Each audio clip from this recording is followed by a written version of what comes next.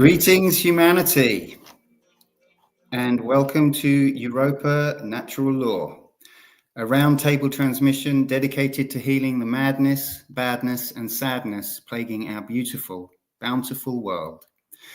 Through regaining our sanity, reclaiming our inborn sovereignty, and honoring our inherent responsibility, we can improve reality. I'm Nemo Jones, reporting for Beauty from Devonshire, Albion, where I write, speak, and sing for freedom, reason, and beauty. You can find all my links on the World Wide Web at nemojones.com. And joining me this evening, we have, and I just need to fiddle around here. Oh, well, before I do that, I just need to say right at the beginning, we're using a different platform. Everything's been a bit sketchy. Hopefully you've been able to join us from the other original stream.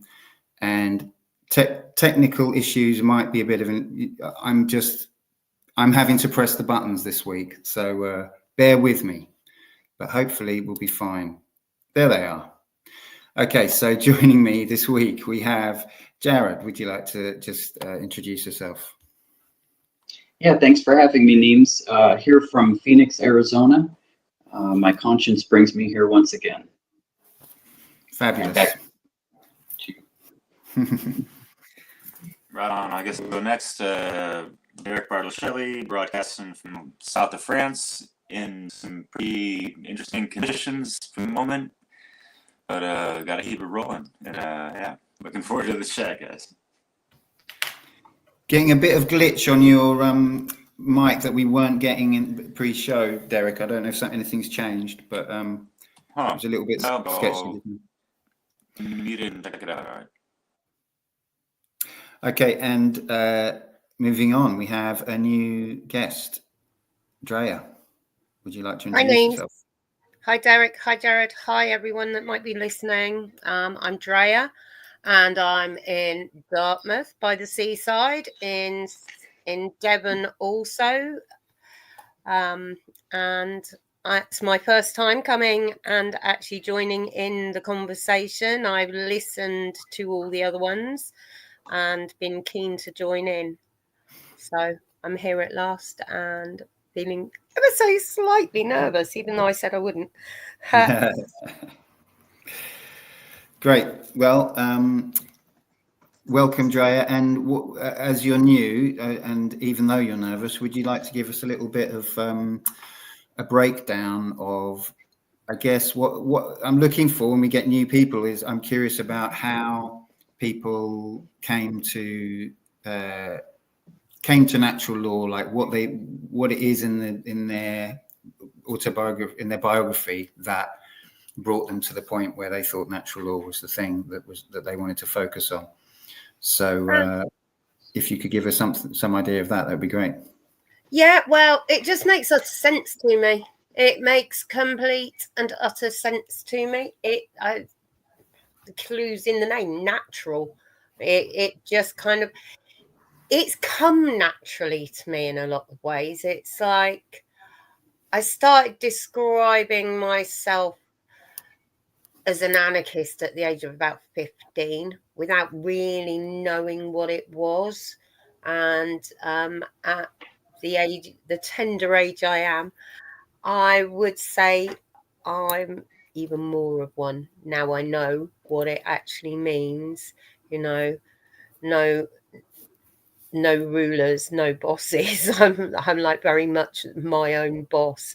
And I think everyone should have the freedom to choose to live to the highest purposes of their existence, unhindered by other people's rules and regulations.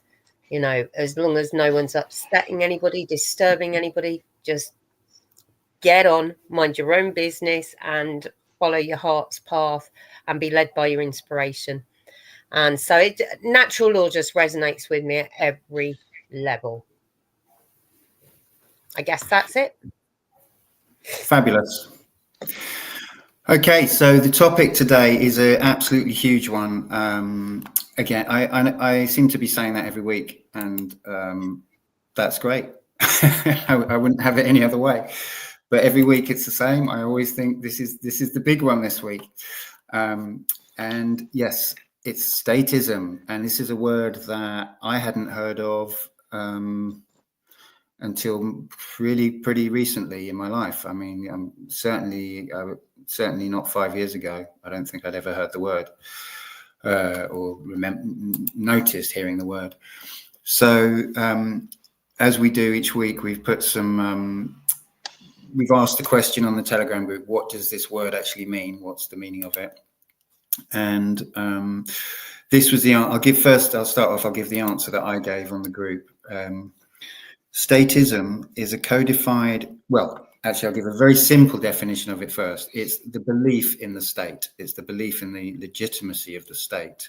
So it's a very widely shared belief, but it's kind of shared without people really realizing that they share it. It's what can be called a hidden religion, because it's a belief in something that doesn't exactly exist or has no real validity, but it is shared unthinkingly.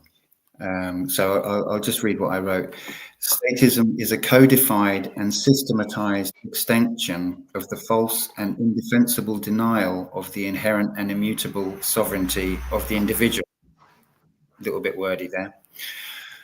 As statism evolved from localized feudalism, so statism represents a stepping stone towards outright global governance, which I could have called totalitarianism.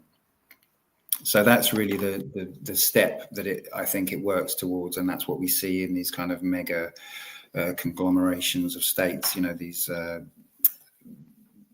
groupings of states and all of the international organizations which kind of formalize or codify certain policies which are then enacted globally. So everyone can see this, that we're moving, you know, there is a movement towards that. And so the state is in a way just a stepping stone towards really one state, one global state. That's the sort of ultimate, what has been called the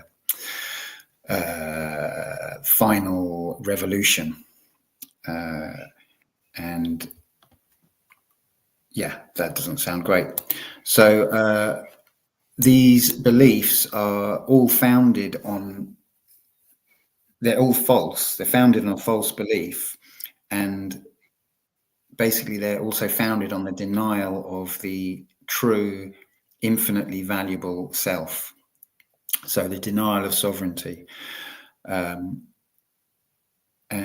yeah, so I'm rambling a little bit.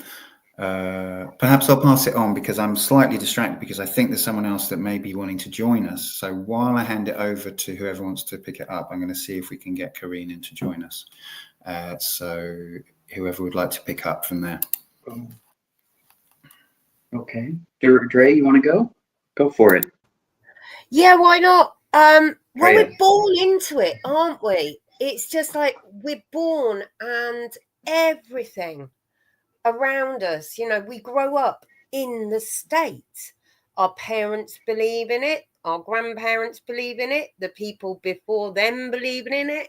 We're supposed to feel patriotic. You know, I grew up with grandfathers who'd both been in the war, you know, so I grew up with, you know, this whole idea of there'd been this war that sounded atrocious, you know, growing up, and I hope we never have another one, I thought. And you know, I remember Lady Diana and Prince Charles getting married and the pomp and circumstance and sitting around a tea trolley with sandwiches and trifle and, you know, all of this to celebrate the great wedding, you know. And I went to church, and I was brought up in a very traditional kind of way. My dad was a policeman and he was in the Territorial Army. And I don't know about you guys, but in the UK, at the cinema in the 70s, they used to play the national anthem before a film came on. And my dad would make us stand up. We'd be the only people in the cinema standing up, you know, for the national anthem. And so for me, the you know, crown and country, statism, my stepdad was in the army. So the whole question of it was never a question that I would even consider that there might not be such a thing as a state, you know. And as I grew older and developed myself, I sort of learned about some of the things that the history of England, and I guess the thing that really impacted on me was sort of the conquering of other lands and slave trade and the carving up of other people's countries to create the great empire of Britain. You know, I was kind of a bit like, oh, I'm not so sure about this patriotic being English, and, you know, seeing the St. George's Cross flag being used as a symbol of sort of like football violence and things that were just kind of a bit embarrassing, you know. And I was a bit like, oh, I'm not kind of sure I like this English thing. But then I started to learn more about. I was also very fortunate that my dad was a Morris dancer. Some people might not say that's fortunate. I say it was. And it meant, and he was also into folk music, and we had country dancing at our school. So I also had a sort of a little bit of indigenous folk, and in this context, folk being people, culture that I grew up with. So, and I started to be a bit interested in magic and paganism and earth rites, and I have a real love of the English land. I have a real love of my land, the land mass I was born to, and interestingly, a desire to be here, even though so many of my friends, particularly after the poll tax riots and things like that, buggered off to different countries. And we're like, come, I've got a community of friends who live in Spain. I've got a community of friends in Portugal, you know, and they're like, why don't you come? And I'm like, because if everyone leaves England, who's going to hold the energy of this land? Which might be a funny thing to say, but that's how I feel. I feel very much part of my land, or the land I was born into. And so for me, this idea of state, it is so, you know, it comes with governance. And as Pierre-Jean, what's his surname? I can't remember. French anarchist said, you know, he who lays his hand on me to govern me is a usurper, a tyrant, and therefore my enemy, is very much how I feel. And yeah, in an ideal world, we would have... Could you repeat that? Sorry, could you repeat that one, Jo? He who lays his hand on me to govern me is a usurper, a tyrant, and therefore my enemy, was Pierre-Joseph Proudhon. He was French, Proudhon. Yeah, the Levelers made some stickers with that on years and years ago, which was where I first came across it as a statement. Yeah, so that's my little bit of an introduction on how I feel about statism. I'm like, you know, I think we need sort of infrastructure, you know, is a great thing. What have the Romans ever done for us? Well, roads for a start. you know, infrastructure needs to be maintained and things like that. So there is a need, I think, for decentralized yet localized organization of our communities, but it does not need to be an overseeing, overlording state. I think that's probably what I've got to say in this moment, which Great. kind of surprises me. I had that much. Actually, I'm not that surprised I had that much to say. I'll give someone else a go. Thanks. Okay, who wants to step in? Yeah. I really resonate with everything you say, Drea. From the programming early on, I can remember the Pledge of Allegiance being made to stand up and put my hand on my heart and then say the Pledge of Allegiance. Only later did I learn that I pledge allegiance to the flag for the United States of America and to the republic for which it stands, which we learn later on when we have to pay taxes, that we're paying taxes to a federal corporation. It's not a republic. It never has been. And so the cognitive dissonance, the conflicting information that you get from what you're programmed with through our schooling, right? Because it's schooling, it's not education. Most people then turn away from what the truth actually is because it's painful. And so I really commend everyone who's here and everyone who's in the chat too, by the way. Hello to everyone in the chat. Thank you for joining us. That everyone who's here is a spiritual warrior because they can endure the mental pain and spiritual pain of enduring the truth that we were taught a lie through government schooling, because the government, which is the hand of the state, conditions us, right, through programming, through our school, to believe a lie that is simply not true. In every conceivable way, it's a lie. And most people, when they get to become an adult, when they recognize these lies, they then don't know how to deal with it, and so they shut it down. They completely shut it down, and they don't ask themselves the questions. And then they've lost, through the state-run school system, they've lost the imagination to actually believe that we can live in a world that is a beautiful world, that we can co-create peacefully without a government, because they see government as order. They see government as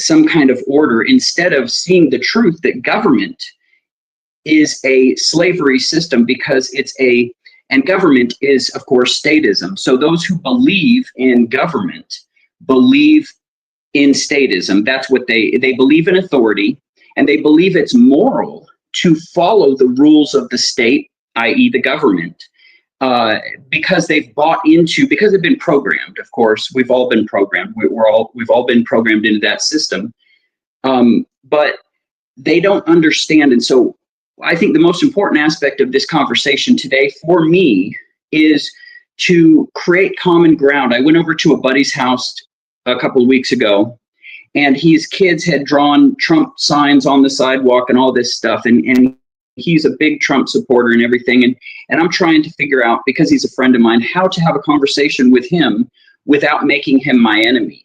Because I don't want to make enemies out of the status, because there's so many of them, and that's not the point. The point is to educate them, to get them to have the common ground, to see where we all are in the same boat of slavery, and that when we can see that. And so the easiest way for me to bring that to him was, what is slavery, first of all? And of course, he couldn't define it. So the most simple definition, that thanks to Mark PASSIO and KRIS Nelson and others in this great work community, who have done so much work before and educated me, slavery is, simply put, it's an unrightful property claim over another, whether that's your right, your actions, or anything in connection to you. an unrightful or false claim of ownership over you. So the government, we all know, has an unrightful or false property claim over our income. And then they further that with not allowing us to travel freely. So our ability to freely move around. I'm not hurting anybody by going to another country. I'm no threat. And yet they control that, and then they justify it by saying it's some whatever ways they want to justify it. It's unjustifiable. But an unrightful or false property claim, with my friend, it's like I had to get him on the same common ground to understand that government is slavery because they've claimed your income as theirs. And the only reason they can do that is through force, because if I tried to claim your income from you, you wouldn't allow it. And so the only reason why it's allowed is because it's forceful. It's through coercion and duress. And so we have to understand that they have stolen our free will. They've stolen our right to our own property. And when you can get people on that common ground, I think that's the most important thing about this conversation, because we have to understand that the programming that we've all gone through, and the history of colonialism, because that's what it really is. Colonialism equals the installation of slavery through legal systems worldwide. That's what colonialism is. It's slavery instituted through the legal system worldwide. And they do it through language. They do it through the grammar. And so they then extract your wealth through your labor, through every impossible way, through the fiat currency, through yada, yada, yada, yada. So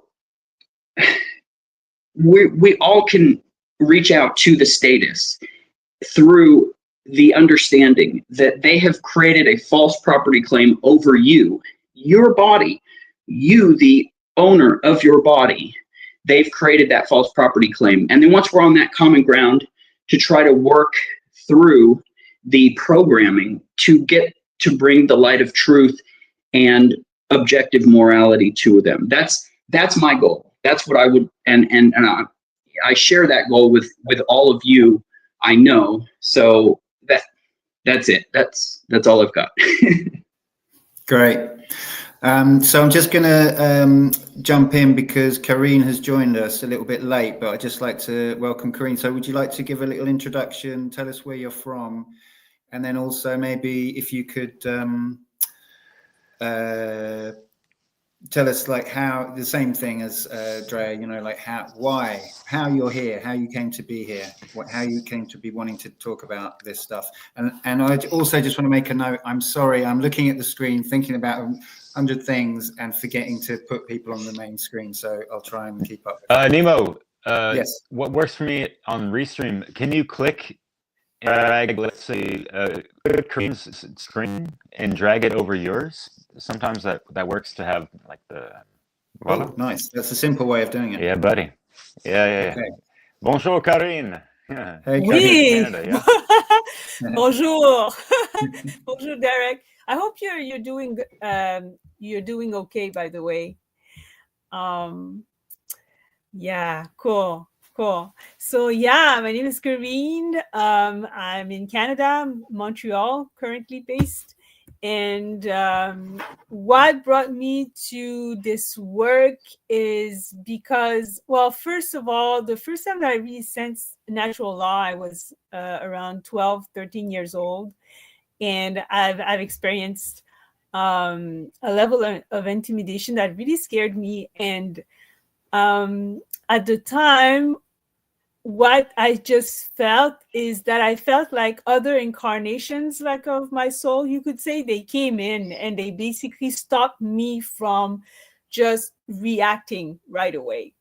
And that was the argument that they put forth. It was that to really follow natural law as best that I can, and because they, in their own lifetimes, they've infringed upon natural law, and like I felt their pain, basically, of having gone against it. They not necessarily always purposefully. It was more like being tricked into going against natural law.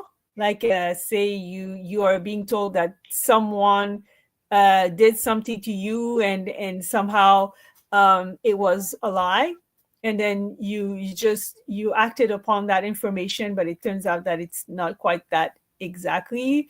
If people know about this, there's how do you it's called, anyway, there's a way to tell the truth without tell the lie, lying by telling the truth. That's what I mean. It's so anyway, that is how that was my first real contact with natural law.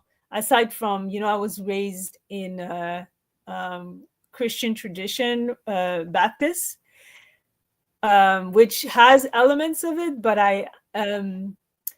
that specifically experience I felt was really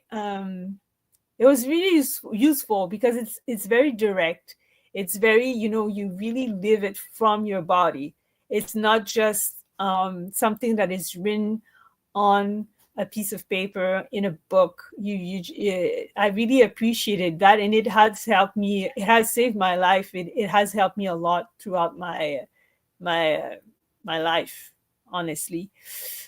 So that's it. That's why I'm here. I just over the years, I just realized how much it has saved my life. It has helped me, and I've observed all around me as well how you kind of see what not to do as well when you experience, you go through your own mistakes, but you also see other people's doings, and you're just like, okay, I might not want to do that. And that's why I'm here. Cool. Would you like to carry on and talk about the subject statism, or I can if you want to have a pause, I can go to Derek perhaps. Yeah, I'll have a pause for now. Okay, Derek, you want to step in? Yeah, sure. Can you hear me better now? It's glitching. There's a little bit of glitch and delay, but we'll see how it goes. Shit. All right, I'll switch my shit afterwards. But so I hear what you guys are saying. I appreciate everyone joining the chat. But do you guys know what rhymes with statism? Great schism.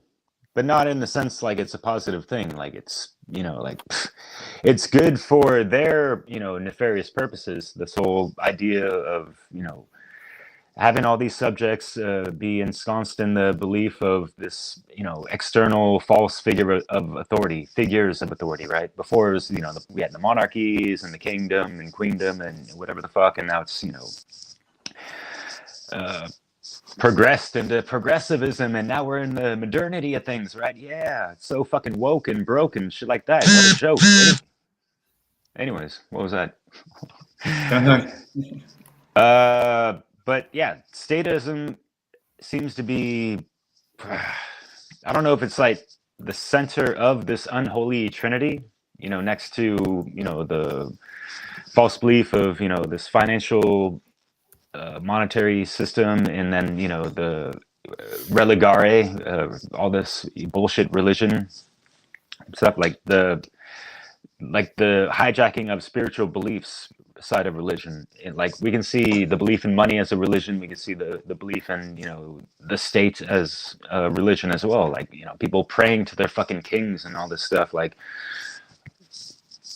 it's weird, right? So we have to kind of dig down deep into the history of things, of like, how did people get so conditioned to accept these leaders as like our masters and pay out of the ass and through the nose, through taxation and all this stuff. And now today we have like a dozen different, someone needs to mute their mic. I think that's what's up. But there's like a dozen different ways we get taxed out the ass, right? And even when, you know, we paid taxes throughout our whole fucking life, you know, we still have to pay for fucking like a parking place in some of these places, and also the inheritance of the kids, that gets fucking taxed. They're taxing the fucking dead. How fucking nefarious and draconian can you fucking, you know, make it that blatant and people are still accepting this shit, you know? It's insane. And yeah, like us talking about it isn't gonna solve the fucking issue tomorrow or whatever the fuck, but it's more about like us rising in mass and just in full fucking non-compliance of these things and refuting their bullshit mandates and the false man-made laws that are not aligned to natural law, right?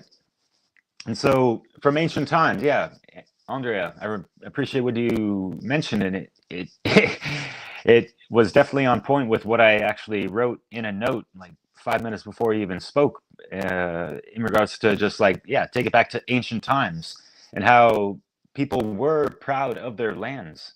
And like think about, you know, the Great Scott, you know, up in Scotland or Ireland or Italy and all these places, right? Africa, China, Japan, wherever, right? Mesoamerica, they had their realms, their kingdoms, whatever the fuck. But even outside of any form of government or governance, you know, we still had like nomadic tribes, and there might have been leaders, you know, within certain tribes. They didn't have to be nomadic, you know. I'm thinking about like Native Americans as well, right? They had a lot of love for their country and pride, and with that they had that responsibility. You know, they wanted to take care of the earth because, you know, over time they realized, you know, like if they're not taking care of the earth is going to take care of them in the negative sense, in regards to the opposite of Mayats, which is Ishvets. You know, like you're imbalanced with the harmony and frequencies of natural law and the nature and all that stuff. It'll take your ass out, right? Or get that cosmic bitch slap, right? Yeah. So, and that's kind of why, like the whole statism modus operandi is for them to circumvent that cosmic bitch slap onto themselves, even though it's not going to work that way.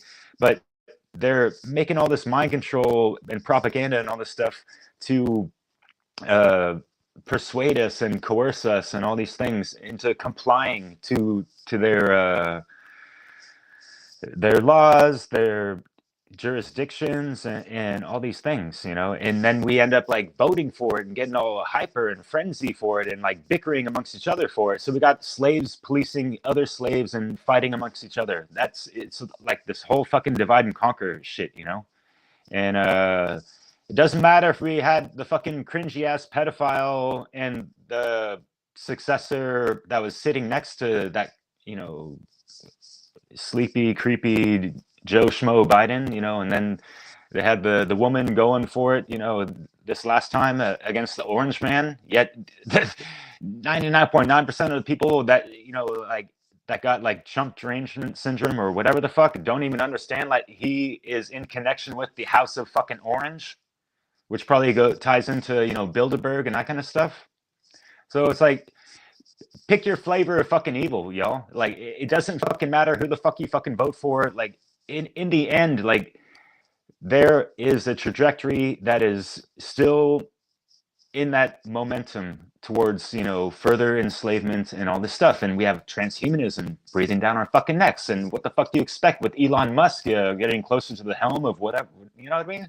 And it's not to be all Americentric and all this stuff, because I bring that up because it's one of the more recent, bigger elections, and a lot of people around the world pay attention to these things, right? Because, yeah, like in America, there's a huge ass fucking military industrial complex. And so we have to consider that tied into the statism, because we're funding the fuck out of it through taxes and all this stuff.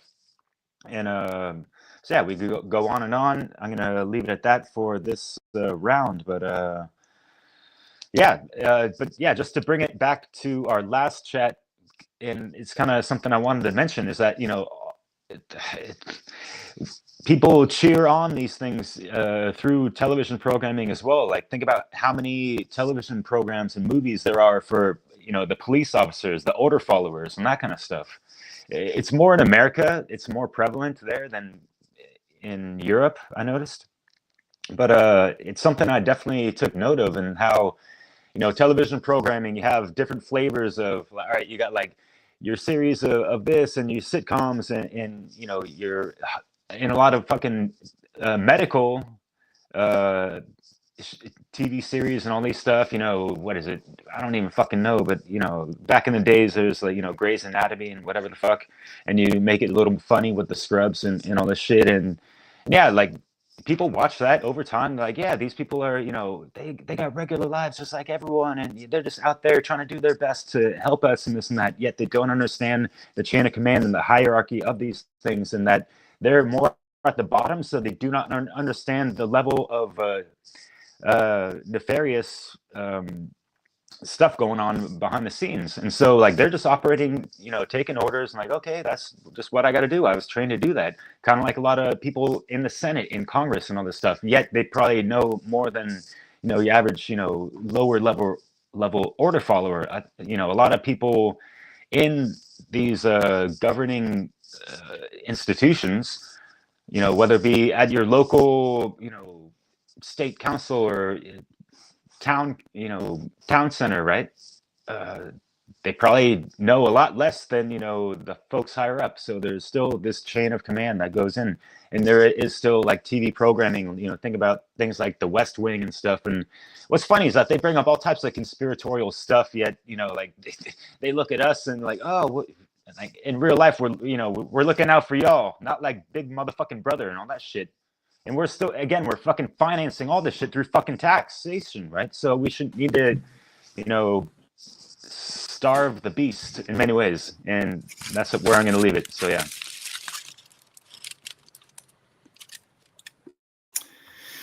Cheers for that. Okay, sorry, I'm still on the technical side. I'm a little bit baffled by it all, but we've now been joined by Oscar and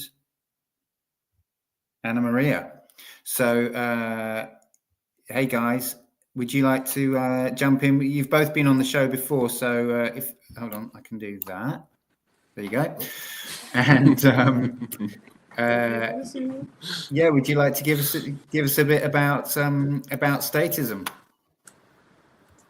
What you reckon? Statism is like the belief in the state. Okay. So I just put the headphones on. So, but yeah. Hi everyone. Yeah, we're Anna Maria and I'm Oscar. Yeah, we just tuned in. We don't really know what people have said, but I can try to define statism real quick. Statism is the belief in the legitimacy of government being a group of people who get to dictate the lives of the rest of society through jurisdiction, through man-made laws.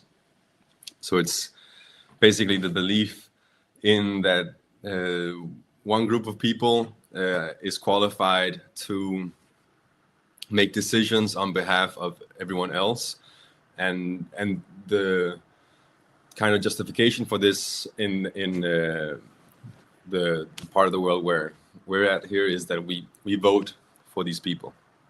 So because there's like they're the popular ones, and they get to decide what we're allowed and what we're not allowed to do, and it's for the best of us, of course. I don't know, maybe that was a weird definition, but that was my attempt at it. But we've been speaking a bit about the state on the way. We just came home on the way over here. We're talking a little bit about it, but I don't know. I haven't, I guess, defined statism as I believe you might have defined it in natural law, if that makes sense. I just think I always had like some thoughts about some things doesn't make sense here. Why do we need to do things like this? Who is dictating that? And the only way I can change something is if I vote. This doesn't make sense. I can change small things, or do I even do some change? Because it seems like I'm just looking at or I always call it like a feeder show. That's what I look at if I look at the politicians, like it's all acting. But I don't have like a defined thing on the statism. I think Oscar has more defined it. I mean, well, it is a difficult thing to define because we're like the fish swimming in the sea, right? Like the state is basically all around us. Like how do you differentiate something from another thing? How do you define it? Like how do you say this is what the state is when it's so it's basically everywhere you look in every nation there is this dynamic between people in the way of organizing people. There's a centralized decision making where it is literally just people like you and me. They don't really have any magical attributes except they dress maybe a bit differently or something, but it's still people, and they're good with their rhetoric, and it's not like they're stupid, even though that we usually bash politicians. We're like, oh, why they're so fucking dumb, and like why you gotta get their shit together. But hey, like they are people, and maybe that's maybe that's showing a bit about humanity. Like that's what that's our leaders, kind of shows where things are at. But what have you been speaking about? All about statism. But I was going to ask Karine, would you like to come in and talk a bit more about the topic, because you've only just introduced yourself, really? Yeah, well, Great. Okay, so what comes to mind is especially what I've just heard from Anna Maria and Oscar is that the movie The Matrix comes to mind quite a bit, because it's it really is a great metaphor to like perceive that everything is like that the state is everywhere, basically governing everything, and we've been accustomed to it too as well, so much. And the other part of it too is how, like, because I've seen this in real life as well, is whenever the authority of the state is questioned, all of a sudden you will see people change like right away. It's really, sometimes it can get it's just, it doesn't matter who it is, if it's your family, your friend, longtime friend, whatever. It's so ingrained in our psyche, has been so ingrained and entrained in us, and we've been really so conditioned to really function with the state so much that it's almost like our imagination has been shaped with that in mind, and we might have a trouble just getting outside of that, like, well, how would it look and all that. And a lot of our notion of good and evil as well is based on that, like what's right to do, what's wrong to do, and so yeah, I think statism is really, it's a lot in our programming, and something that we'll have to really unlearn and deprogram from. Sure. I think it's one of the sort of like primary, well, like I said, it's one of the hidden religions. And I think for me,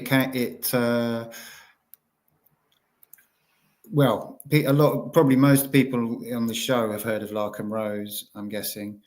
And I've yet to read his book, I've actually just downloaded it, but The Most Dangerous Superstition, but that's about government, and how but I've seen him talk, you know, or heard, and he's very good at being quite concise on this subject and pointed. And I think listening to some of his presentations, I think I might have said this on the show before, but it shifted something so dramatically for me, because I basically realized that this idea of the state it's not just false, but it's feeble. It's like, as an argument, that it's pathetic. There's no good argument. I can out argue anyone on this subject. It's very, very easy. It's this sort of hidden belief that everyone's walking around with. Oh, the state is somehow legitimate, and of course, so everything is framed within that context. You know, and necessary as well. It's also the belief in its necessity. Yeah, and so. You know, I mean, I looked on Twitter the other day, which I don't often do, but I came across a post that was about it was something like, these politicians, they never do what they say. Why do we even bother? Sort of, it was that sort of thing.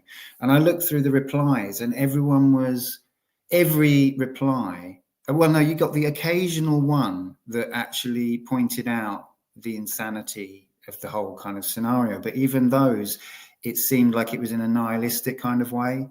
But the vast majority were completely within the framework of, but there's no other alternative. And it was all sort of things like, they should be forced to do what they say they're going to do.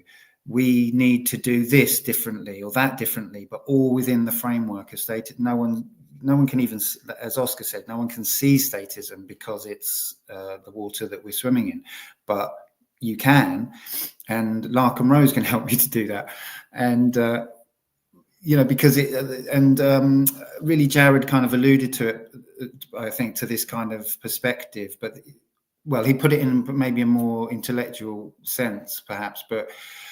You know, if you've never done this thought experiment of the island, you know, what people call the island, then it's just so kind of beautifully simple that, you know, if me and you, dear watcher, dear listener, are on an island, then it's very, very easy to define what right and wrong are. It's very, very simple. You know, I can't steal from you rightfully, you know, so. And I can't tax you rightfully. I can't, So I'm just going to keep it as simple as possible. So therefore, the state can't do the same thing rightfully, right?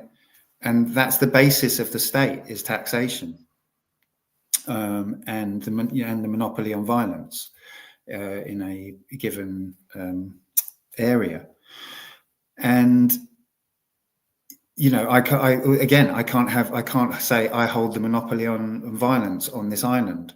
So everything that is given to the state, all the powers that are supposedly given to the state, are not anyone's to give.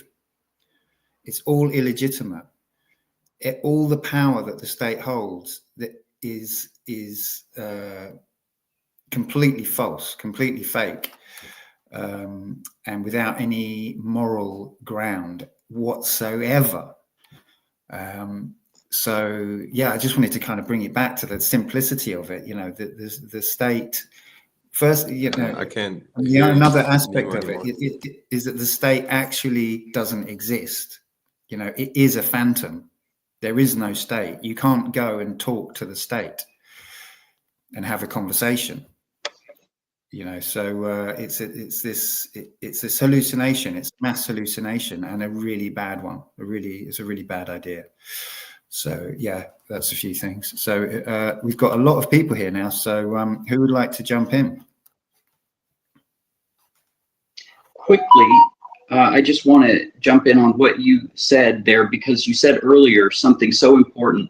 You said basically the state is a codified belief system. And I just wanted to add to it because it is a codified belief system of slavery. They've codified it, right, into laws that are man-made, which anything that is made from man, the subject, instead of nature, which is objective reality, because nature and existence is objective reality. And so what we know about morality is that true morality is based in objective reality, not based from the subject. So as Chris Nelson says in his morality presentation, we can hear you, Oscar. Were you trying to jump in there? Okay. What Chris Nelson says about morality and what you just said is that, Neems, you just said that the state has no objective truth or morality in what it creates through its codified belief system of legal framework, right? So and how do we make that really clear to people is that true morality is based in the objective world, nature, existence, and it is not based on what I think is right or wrong because what I think, it's what I know because what I have experienced and because of what is already in existence. And so what we need to understand about the state and statism and its codified belief system is that it is entirely based on subjective morality. In other words, moral relativism. It is completely and entirely based on a made-up, based on whatever that is. That could be from a lobbyist position that, you know, has a special interest, and so they lobby the state, and then they get whatever legal rules make good sense for them to,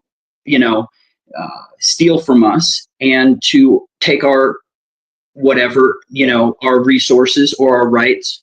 So it's it's a false moral system that is completely man-made by a codified laws, basically. So I just wanted to jump in with that. Thanks. Drea, did you want to step in? Yeah, I really liked your statement, the monopoly on violence. As like, yeah, they're the only ones who are legally allowed. And also the idea that, was it Oscar said, it's the state is the water we're swimming in. It's so programmed within us, you know. It's like, I was chatting with Nemo in the car the other day and said something, if only those in charge knew. And I just was like, it just came out of my mouth so naturally, you know, this sort of, even with the work that I do on myself and my beliefs and my learning, that still just comes out of my mouth just because it's the water we're swimming in. But I think what I wanted to come in with at this point was really just, while we have the state and while we vote for politicians, because whoever you vote for, the politicians always get in, and that's something worth noting. We're absolving our personal responsibility. You know, we're allowing that them to deal with it. Oh, they'll deal with it. Oh, if only we could get a different party involved, they'll sort it out. And it's kind of like, it's not how it is. I think our world's really, I've been an activist, direct activist, since the early 90s. And one of the things that I learned was I really only had the power to impact change within the environment that I was in, you know, and that ultimately, even when I was on direct actions, I was seeing people who were there because I was involved in environmental direct action, primarily against road building in the UK in the early 90s. And it was amazing. and we did stop some roads, and we did do some education, but I saw people playing out on the front lines, and they were playing out their issues with authority, their unresolved maternal issues, their unresolved paternal issues, their bullying, their issues, their unhealed stuff was playing out and impacting on the people around them, and not necessarily very well. One of the great things about being part of the road protest movement was we were living in autonomous communities, and that was a great learning. How do you relate if you've got, and what we all had was a shared goal that held us together. But we were taking responsibility. And I think my talking about unresolved issues is that we as humans are living in a sick society, and a lot of us aren't very well, and rather than asking someone else outside of us to fix it for us, we really all need to come in and go, where am I in this? Where am I in this? And how do I turn up in the world? And I think until that loving selfishness, where you're on an aeroplane, they say put your own gas mask on first, that taking care of ourselves so that we're healthy and well, so that we can interact and have healthy and good relationships with the people around us, and start looking at actually what is community at an interpersonal and a local level, then we're going to have this statism, and until we really can talk and educate about alternatives, and I think this is such a massive subject that all the other subject matter that that's been talked about, like healing and order, or order takers and obedience and all of that, really it's just a very big conversation, and we need to keep having it, I think, is what I'm saying. Is but I think we are being manipulated by some right deep psychopathic, greedy, evil bastards, and we have to do well. I'm here like you, Gerard, because my conscience says I have to be, and that's what led an awful lot of us to be on road protest. Was we would talk to each other, and it would be like, why are you here? And it was like, I couldn't not be here. It was like we were called, and I feel called to do this natural law work. It's like I work in health and healing. That's one of the things I do. So, and until we get better and start taking personal responsibility for ourselves and how we turn up in the world, then, what we have to do is create a society that doesn't need policing, that doesn't need governing, that is a moral society. And, ignore the state. It's been a very bad boy.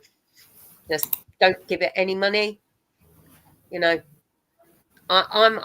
would love to see a total global tax strike, personally. But there we go. Anyway, next.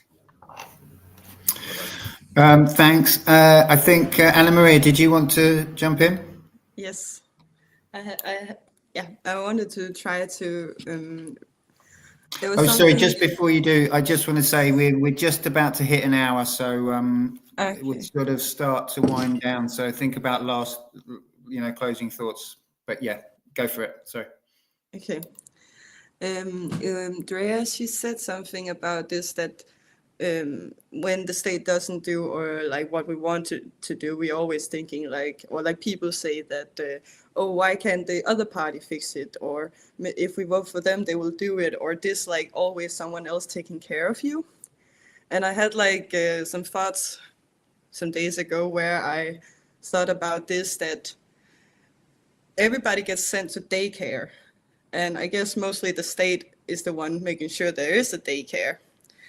When we get sent there, we are maybe from, in Denmark at least, I think it's from 6 months till 3 years in that time period. And I thought then about Freud's psychoanalyse, which says that in that time, in that age, we are both in the oral phase, which is connected to be like having a mother-child relation, and then the anal phase, which is something about being dependent or independent. And I just thought that, like this, with being sent to daycare, the people are working from for the state in the daycare. We already here start to have this relation of it's the state taking care of you, not your parents. So you're kind of relying on the state from very young age already. Yeah, and I guess it was from a longer rant of thought train I had, where it was also that somehow when we are born, we all have suddenly a birth certificate. And somehow I thought of it as kind of the first contract we unwillingly apparently write, because the doctor does it or the parents does it. And from there on, we are already, having this weird contract to the country we're born in. Like, we can be sent to war, we can be sent to different things, we can be sent to jail if we, I don't know, overgrænser. The law. Oh, yeah. If we break the law. If we break the law, yeah. The man-made law. The man-made law. So what about that? Yeah, but the thing was just that we live in it and we are the fish in the sea. It's so hard to see because it's been with us all the time. It's a part of our world. It's what is supposedly protecting us, taking care of us. And we're at the same time very independent on. So to look from out of this, it's like your family in a weird way, like your parents, you know, and that could be sort of its own bubble, but we kind of have this relationship somehow with the state. And then, of course, when you question it, it's like, are you questioning my parents? This that has always been there for What did you say about my mom? No, but it's just to make it very like weird in a way, but kind of to explain it, or like how I see it myself. So it of course it's weird to question this or to understand it and to be able to even step outside of it and even look at it like, this is what I'm in. How? What can I do? It's a very like abstract. But it is our own belief systems. Like in reality, in nature, it is people. It's nothing more than people and buildings and things written on paper, right? And it's our belief systems that make it real, if you will, which is also alluded to in the Matrix, the movie that Karine mentioned earlier. I really liked what you said, Andrea, about how that it's kind of like a sickness and there's like parental abandonment issues and how we're kind of, which is also kind of what you're saying, Anna Maria, that it's like our parents are like a proxy, or not our, like we're not integrating that archetype and doing those things for ourselves. We want to externalize that and have someone else do it. And I think you really touch on the key solution there, Andrea, that it is really about taking personal responsibility and creating a society, creating a world where the functions that currently we rely on the state to provide are no longer necessary for us to rely on the state anymore, but we can, through our own voluntary actions, make sure, and that's where it really gets, it gets personal. That's where it gets uncomfortable, because we got every individual has to figure out what can I contribute with, what is my way of supporting other people, or like mutual aid, and how can I contribute to a world where we rely on voluntary action, where we don't have to force each other to help each other, which is, when you think about it, completely insane. And I also really like what you said, Nemo, about like the arguments to try to justify or try to argue for the existence of what the necessity of government are so bad. Like they're really, really bad. And like the most hilarious one is the one that goes a bit like, it's like a circular argument where we say we need government because people are bad. So we need government which is made out of people who are bad.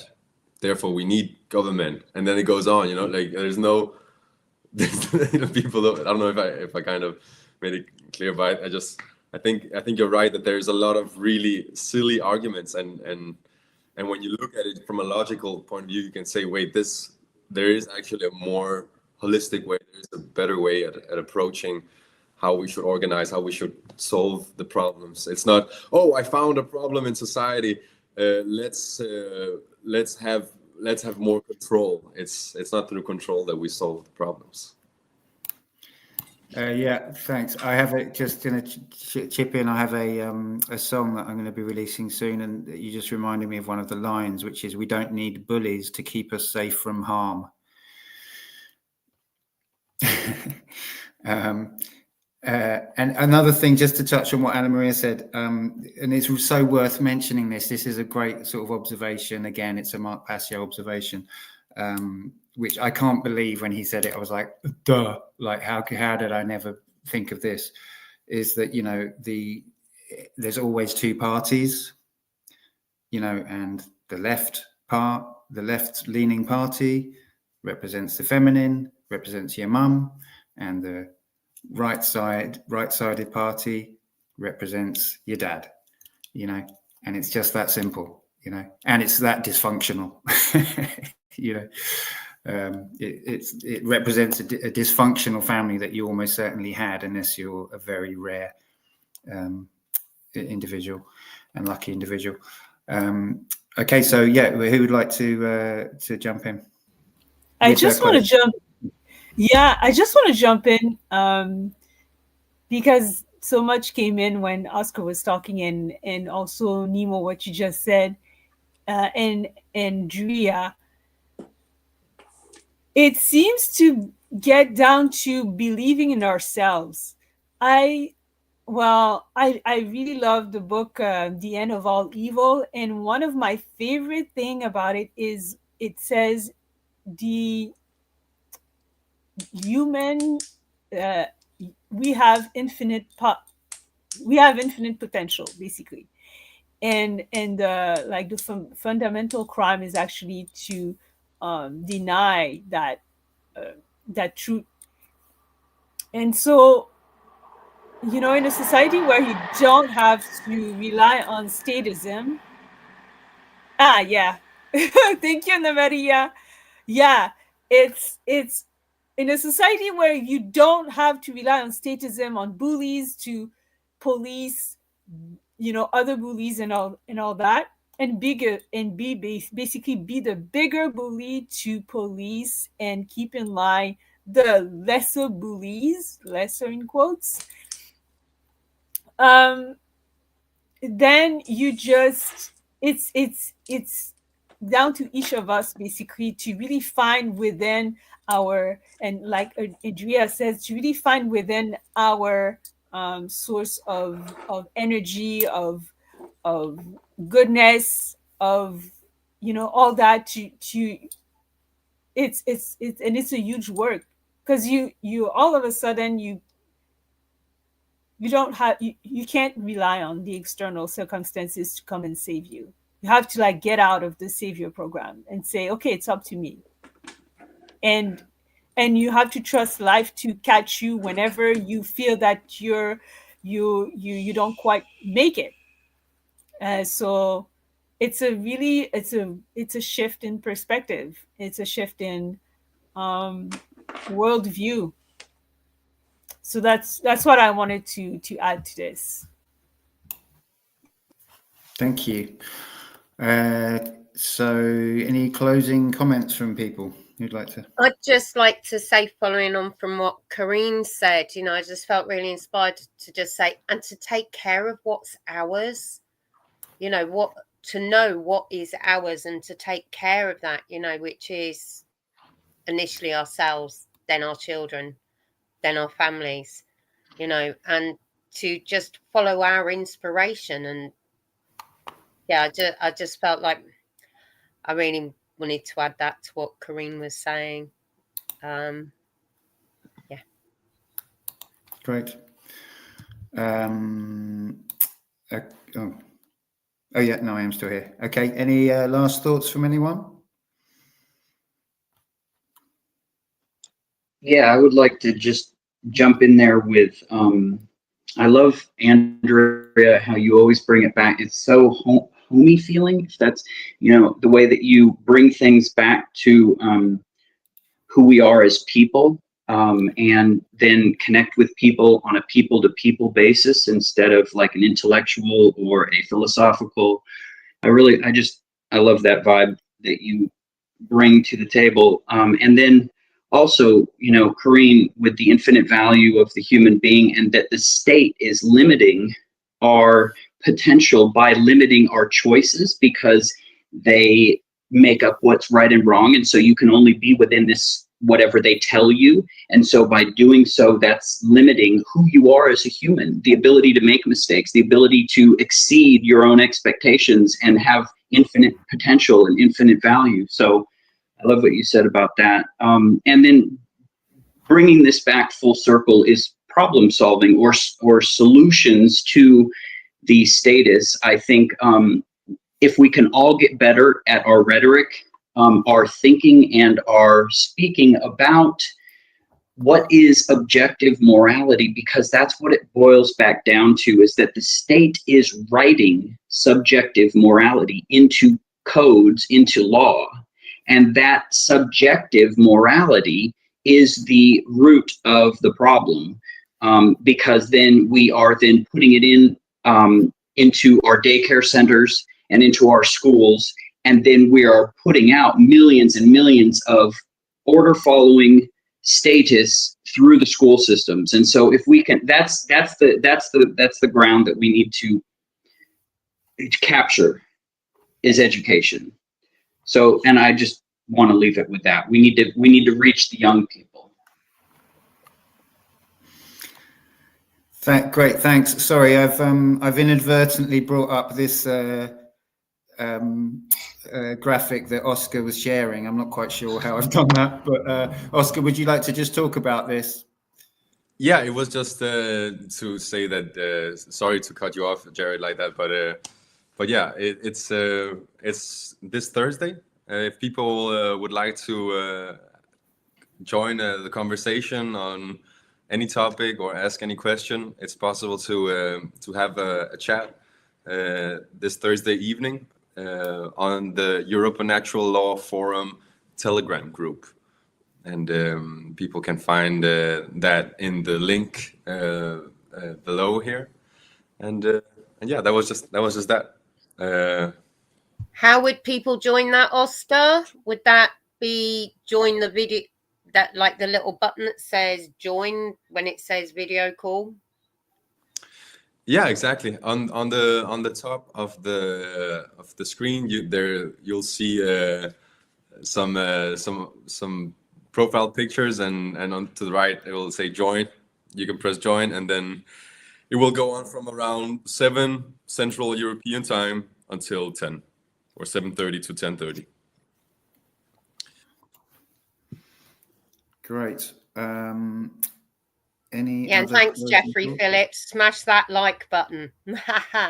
Don't know who Jeffrey is, but he's made some great comments in the chat, and he's shouting, smash that like button. And do you know what? While you're smashing the like button, share it and tell your friends that you think this might resonate with, that we're doing this. Want to talk to people about this, hey? Indeed. So, Derek, we didn't hear from you for a while. Did you want to say something to finish? Yeah, sure. My phone cut out. I don't know why the camera's not showing, at least for me. I don't know if you can see me, if you can hear me okay? We can, yeah. All right.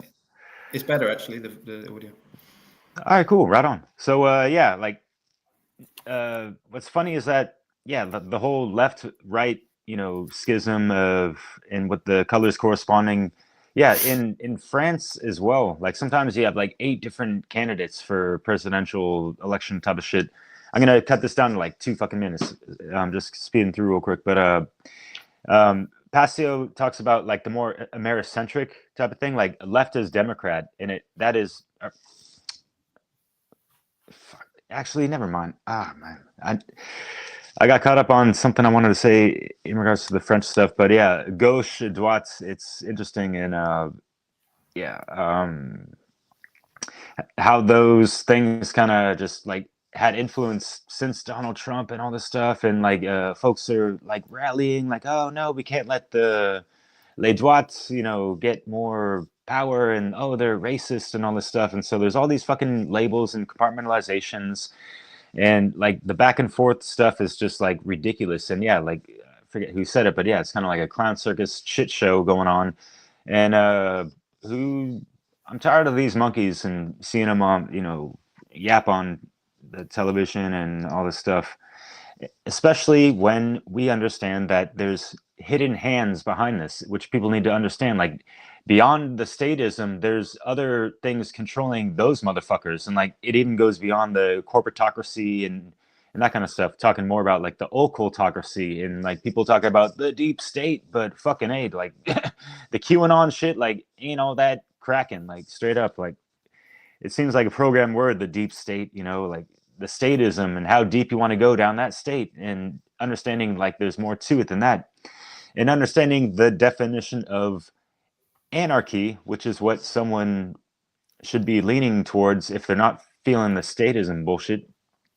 Because yeah, archon is in the word anarchy, and an is without, right? So without archons, and take it to just, you can take this to the patriarchy, the matriarchy, monarchy, and all that shit, oligarchy, all these archies, a bunch of fucking, I'm not going to say malarkey, but it rhymes, right? But so even if we had a matriarchy, it's still, on that schism of the archonism type of shit, right? So like people can have as many fucking bumper stickers and whatever the fuck, and wave their flags as hard as the fuck they want to. Like nothing's really going to change as far as like people's freedoms. And this is the type of word salad that they shower over everyone all the time through television, media, propaganda, newspapers, and all that shit. And presidential candidates, they use the same language as we do, but in their statist context and frameworking, right? So it's a lot more refreshing to hear folks talking about, actual fucking freedom, without the states, like freedom under natural law type of shit. And I'll end it on that because there's a conference coming up, FUNL, the acronym Freedom Under Natural Law. It's going to be the 4th one. It's going to be great, and it's inspiring true care to real action in the world. And yeah, along the lines of what Andrea was saying, yeah, like really, we got to do these grassroots type of community things. Like the most effective way we can be is that immediate ripple effect in our immediate environments, right? So bon courage out there, wherever you guys are at on the map. Thank you. And I think, I believe the links for the FUNL conference are in the description. If they're not, I'm going to make a note to myself to put them in. And that's 2 full days, free conference. And just remind me of the dates again, Derek. It's the 22nd, is it, February? Yeah, 22nd, 23rd, and it's going to start around 9:30 in the morning, Pacific Standard Time. So that's about 8 hours behind UK time. Okay, cool. But so the link for that will be in the description. Okay, so I think I'm going to wrap it up unless anyone's got anything. Yes, there is. I just want to share the lyrics of a song somebody wrote not so long ago, and it's about England. And when the Normans invaded this green and pleasant land, they rounded up the peasants and they put them in towns. They said, now, when you work, you'll pay the man on the hill. And 1,000 years later, we're doing it still. And I really think we need to stop that and work the whole brainwashing idea of you've got to go to work rather than actually you've got to grow food, look after your family and take care of what is yours to take care of is really a bit of a bloody blag. And it's as brainwashed and the water that we're swimming in as statism. I felt the need to say that. Good That's stuff. Thank you. Yeah, for real, that hill. Yeah, I wanted to just mention, it's funny, I only really just thought about it, but obviously ism, you know, when you make something in ism, it's about kind of systematizing it and making it like the center of what you're doing, you know, the central idea. So it's quite interesting that the word state, you know, it's almost like you're just saying, we're just going to make life be one state. That's it. And it's like there's no flow. It's like the death of flow, the death of creation and growth and evolution. You know, it's just like stateism. You know, it's quite funny. So that's that. I was going to quickly try. I don't know if I can do this, but okay, I won't. I was going to experiment with trying to share a couple of things, but it's late. It's late in the day, so I won't do that now. I had a couple of memes that I thought I could share, but that someone was... say memes. I know. I thought you were going to bring some. I thought you were going to bring some, Oscar. Oh, I'm sparing you. I'm ready to. They're here, but no. I'm. Maybe we should tell the audience what the next topic is going to be. Yes, exactly. I was just going to do that. Well, okay. So actually, I want to discuss that in the group because although we did have anarchism lined up for next week, I did suggest that we put perhaps, as it's Valentine's next week, I thought maybe we could do agape love. To give a little bit of a counter to the word. That's a great topic. I know Will Keller just made a presentation on love as well. Yeah, so I think it's. I'd be down with that. but yeah, maybe we can we can have a chat. We can speak about it in the forum and then take a decision later in the week. Then we're getting meme requests. Look, give us the memes. Yeah, put them up. Okay, if you insist, I can bow. So we have just a couple of memes before we go. All right, your best. Give us your best too. Okay, just a couple of memes. All right.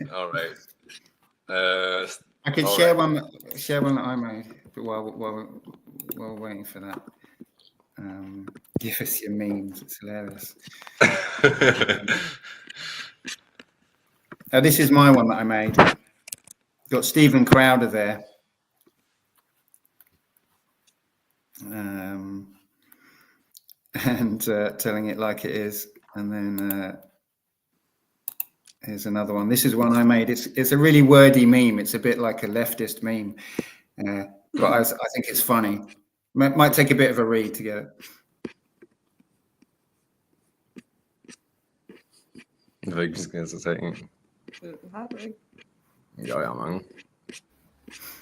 I do like the traumatized ego there. Oh, I was trying to make it bigger and I've made myself bigger instead. Anyway, sorry, I'm pressing too many buttons. I'm getting confused. I'm trying to host and tech today, so it's all a bit confusing. Right, have you lined something up? Oh, there you go, at the stage. Yeah, this one is your local politician. Sure. Then we got the polarity of either you're for liberty or you're for slavery. It's not really a meme, but I thought that's a good one. Like it's actually that simple. Yeah. And we have the Western youth romanticizing, painting socialism into like that's brilliant, Oscar. Terrifying, but that's brilliant. A shocker, that one. That's brilliant. Then you have the people who don't pay taxes getting killed by the state, and then the state saying, hey, well, taxation is the price we pay to live in a civilized society. Nice. That's what's good too. So you're bin one that said I identify as a politician in the neighbourhood round where me and Neems live. There's this cesspit emptying company, and on their tankers, I was like, I don't mind living around here when I first moved here, because I saw the cesspit, what it says on the side, and it is literally full of shit, full of political promises. Yeah. It's like genius. Yeah, and people believe these promises. So before you judge anybody who implicitly trusts the government, walk a mile in their shoes, right? Cool. All right, Yeah, come on. One more. There's too many. There's too many. Okay, one more. One last one. I don't know which one to pick. I thought this one was a good one, right? This one here. They definitely brainwashed you. They're both saying, oh yeah. it's the other side. Something's wrong with. Painful. Yeah. They hurt. I know. Some of them are funny and some of them are just painful. But it was cool. We could join. I'm glad Maria also was up for it. Yes, cool. Yes, so thank you so much, everyone. Let me think if there's any other housekeeping stuff. Next week we'll probably go for Agape Love. Done that. Yeah, apologies for the issues this week. It was a kind of last minute dash to make the show happen by the seat of our pants, and we've done it. It's amazing. So that's good to know that we can find a way. Where there's a will, there's a way. Where there's a free will, there's a way. Where there's a me, there I am. Go on, Oscar. Keep working on them. Okay, and I believe, apart from me now trying to work out how to share the outro while I'm doing the outro thing, I'm going to say goodbye, everyone, and I look forward, and thank you so much, everyone, for sharing your time. And I'm almost there. Outro is there. Share. Oh boy, I can do it. You're a wizard. You're a wizard, right, guys. So thank you, everyone, and we'll see you next week on Europa Natural Law. Make it that big one, and then I messed it up. Here we go. No, that's not it. Almost there. Sorry, guys. We can edit this out in post, right?